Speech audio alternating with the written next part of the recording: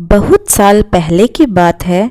एक बूढ़ी औरत ऐसे राज्य में रहती थी जिसकी रानी बहुत सुंदर थी। उसके 4 बेटे थे जो आपस में लड़ते थे और उसकी पत्नियां भी एक दूसरे को पसंद नहीं करती थी। वो सब एक ही घर में रहते थे लेकिन इतना लड़ते थे कि उन्होंने अलग रसोई रखी। बूढ़ी औरत चाहती थी कि सब एक साथ खुशी से रहे और एक दूसरे की मदद करे।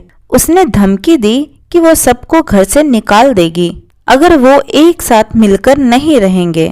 उसने यह भी कहा कि पैसे बचाने के लिए एक ही रसोई रखी जाएगी। ऐसे करने से उसे इस बात की उम्मीद थी कि सब एक साथ मिलकर रहने लगेंगे। बेटे थक गए और आखिर में उन्होंने अपनी माँ की बात मान ही ली। बेटे अपनी सारी कमाई अपनी माँ को देते थे क्योंकि वो गरीब थी। एक दिन सबसे छोटा बेटा काम की तलाश में शहर गया लेकिन निराश होकर वापस लौटा। रास्ते में उसने मरे हुए सांप को देखा और उसने उसे उठा लिया क्योंकि वो खाली हाथ वापस नहीं लौटना चाहता था। जब उसकी माँ ने उससे उसकी कमाई मांगी तो उसने उसको सांप दे दी। माँ ने उसे दिलासा दिया कि वो फिर से कोशिश करे। वो सांप किसी काम का नहीं था इसलिए उसने उसे छज्जे पर फेंक दिया। उसी दिन राज्य की रानी एक सुंदर से तालाब में नहाने गई। उसने अपनी एक कीमती हार अपने नौकरानी के पास छोड़ दिया। अचानक एक चील ने चमकती हुई हार को देखा और उसे छीन कर ले गया। नौकरानियों ने चिल्लाया लेकिन कोई मदद करने नहीं आया।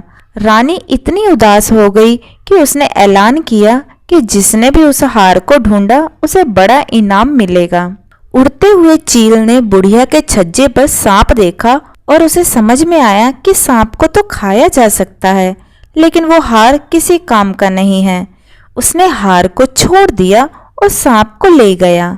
अगले दिन बूढ़ी औरत छज्जे पर कपड़े डालने गई तो उसने हार को देखा। वो जानती थी कि रानी वो हार कब से ढूंढ रही थी। दिवाली कुछ ही दिनों में होने वाली थी। इस मौके पर दिए जलाए जाते हैं लक्ष्मी जी को खुश करने के लिए। बूढ़ी औरत रानी के महल गई और चौकीदार से पूछा कि क्या वो रानी से मिल सकती है। रानी ने हार को देखा तो वह बहुत खुश हो गई और उसने वादा किया कि वह बूढ़ी औरत को बहुत बड़ी रकम देगी। बूढ़ी औरत ने मना कर दिया और बोली, मैं गरीब हूँ, इतनी बड़ी रकम मैं संभाल नहीं सकती। मेरी यह इच्छा है कि दिवाली पर सिर्फ मेरे ही घर में दिए जलाए जाएं और किसी के घर में नहीं। रानी थोड़ा हैरान हुई लेकिन वो इतनी खुश थी कि उसने आदेश दिया कि सिर्फ बूढ़ी औरत के घर में ही दिए जलेंगे। बूढ़ी औरत ने अपने परिवार को घर का एक एक कोना साफ करने को कहा और खूबसूरत फूल से सजाने को भी कहा। सबने साथ में मिलकर काम किया और बूढ़ी औरत ने पूरे घर में दिए जलाए। जब रात के 12 बजे लक्ष्मी जी आई और चारों तरफ अंधेरा देखकर निराश हो गईं। लेकिन उन्होंने बूढ़ी औरत के घर में जलते हुए दिए देखे क्योंकि उन्हें दिए पसंद थे।